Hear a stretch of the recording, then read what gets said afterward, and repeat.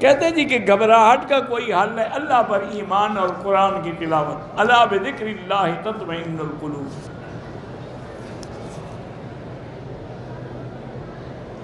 جو کام کرتا ہوں چلتا نہیں، استغفار زیادہ پڑھو۔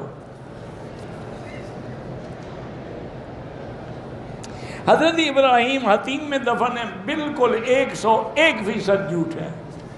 حضرت ابراہیم الخلیل کی مزار تو الخلیل میں ہے، بیت المقدس کے قریب جگہ ہے الخلیل۔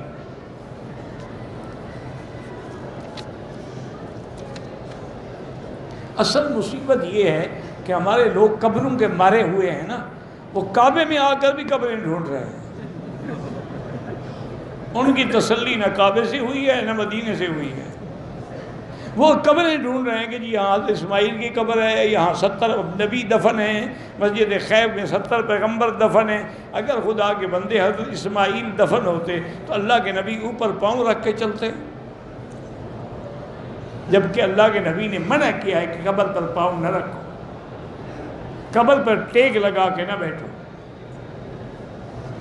بعض لوگ گھڑتے ہیں